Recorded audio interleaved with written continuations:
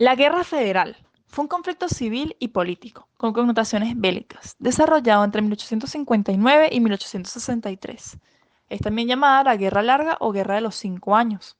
Este conflicto se desarrolló principalmente en los actuales estados de Barinas, Guárico, Portuguesa, Apure, Cojedes, Falcón, Lara, Yaracuy, Aragua, Carabobo, Anzoátegui y Sucre. Estos dos últimos dirigidos por el general Juan Antonio Sotillo. Pero ya va, un momento. Hay un par de términos que tienden a ser confundidos y que pueden resultar precisos para la comprensión de la Guerra Larga. Confederación y federación.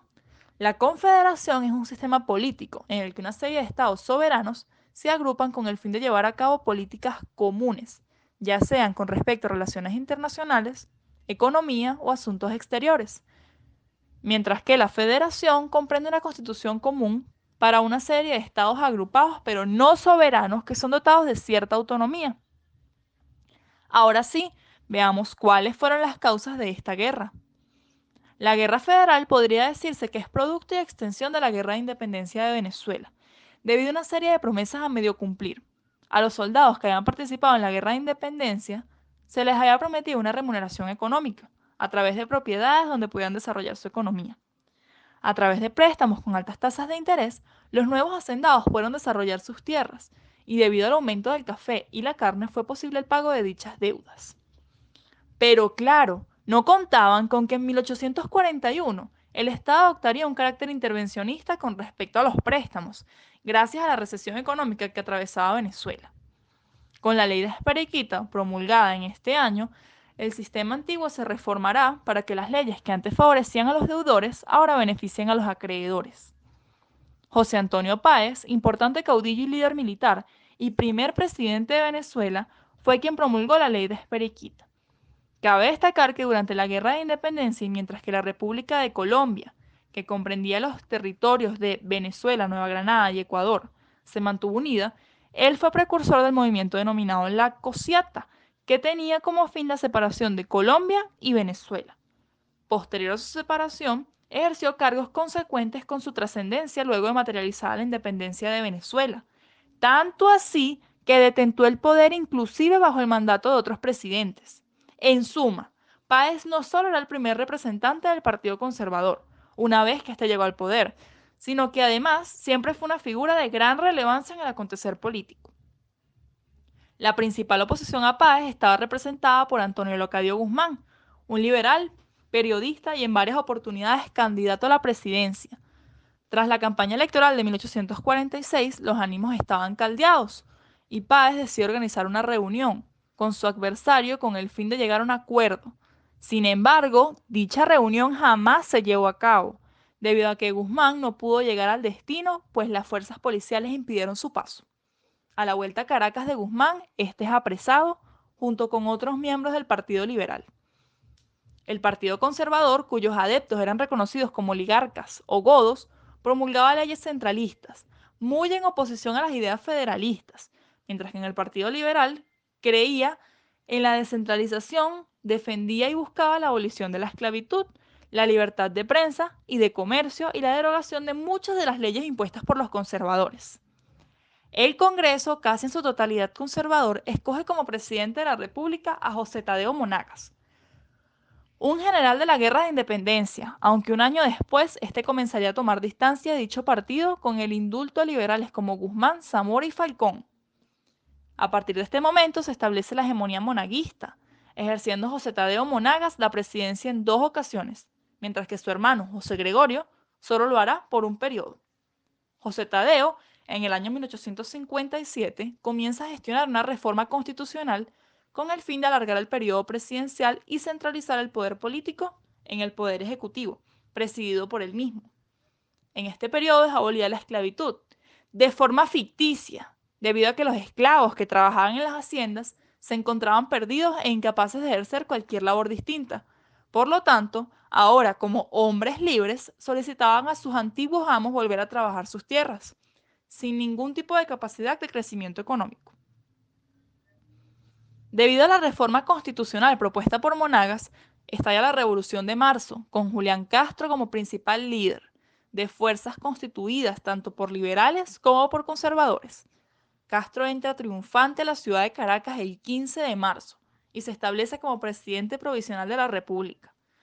Con el ascenso al poder en 1858, los liberales que fueron indultados por Monagas son exiliados, por lo que Antonio Guzmán Blanco, liberal e hijo de Antonio Locadio, toma la bandera de la Federación nuevamente e insta a Zamora a participar activamente del proceso que está por suscitarse. A principios de 1859, en Coro, el comandante Tirso Salavarría se apodera de un importante cargamento de armas, ocupa el cuartel de Coro y luego lanza el grito de la Federación, en el cual se establecía que estaba próximo un gobierno federal de hombres libres. Este es el hecho que marca el comienzo de la Guerra Federal. Al día siguiente llega Zamora a la vela de Coro y es nombrado jefe de operaciones en Frente Occidental. Ezequiel Zamora fue un principal caudillo de los levantamientos populares y en una primera etapa el más importante ícono de la Guerra Federal. Opuesto políticamente a Páez, apoyaba la hegemonía monaguista. Estaba casado con Estefana Falcón, hermana del primer líder político de la Guerra Federal, Juan Crisóstomo Falcón. Además, Zamora tenía propiedades con esclavos que trabajaban sus tierras.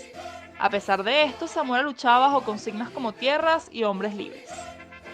La guerra se desarrolló por parte del bando federal a través de guerrillas, es decir, grupos reducidos de soldados dispuestos en posición estratégica, con el fin de debilitar las fuerzas conservadoras del gobierno de Castro. La guerra de guerrillas fue aprendida por Zamora del indio Rangel, un indígena venezolano que luchó en la guerra de independencia con Páez, lo cual no significa que durante la Guerra Larga no se llevaron a cabo grandes batallas y combates abiertos. La primera gran batalla se gesta en Santa Inés. Las tropas conservadoras son vencidas por el bando federal gracias a la estrategia de retroceder paulatinamente y el uso de trincheras para debilitar al bando enemigo. Tras esta primera victoria obtenida en los llanos de Barinas, se disponen a llevar a cabo un segundo ataque, el asedio de San Carlos, en el cual Zamora fallece por un impacto de bala.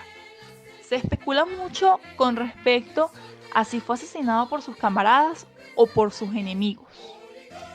Por último, en la batalla de Coplé, las tropas federalistas son vencidas, ya que Juan Crisóstomo Falcón asumió el mando sin contar con el liderazgo y carisma que caracterizaba a Zamora. Por esto, sus tropas se ven débiles ante las fuerzas de León Febres Cordero. Un viejo personaje reaparece, en esta oportunidad como comandante en jefe del ejército, un José Antonio Páez anciano, que renuncia poco después ese mismo año. Durante este periodo, Antonio Guzmán Blanco demuestra su capacidad de liderazgo y gana adeptos. Para el año 1863, los federales habían dominado las zonas de Barquisimeto, Guanare y Coro. Y en abril del mismo año se reúnen liberales en la hacienda de Coche y se firma un tratado del mismo nombre con el que la guerra finaliza. Con el tratado de Coche también culmina la dictadura paecista, que nunca se había apartado del poder, abriendo paso a Juan Crisóstomo Falcón a la presidencia. Esta guerra dejó alrededor de 200.000 muertos, la destrucción de los centros de producción, el abandono del campo y el incumplimiento de las reivindicaciones prometidas. A pesar de 5 años de ardua guerra y el establecimiento en el poder de los federales, poco o nada cambia la realidad nacional. Posterior a la muerte de Zamora, se da paso a negociaciones que finalmente responderán a intereses de los caudillos.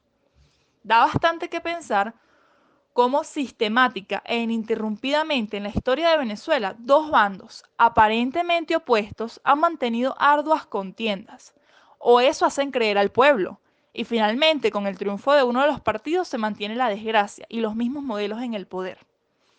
Hay precedentes que no podemos ignorar, y la guerra federal es de estos principales conflictos, en los que una élite suplanta a otra permitiendo los cambios en la forma, mas no en el fondo.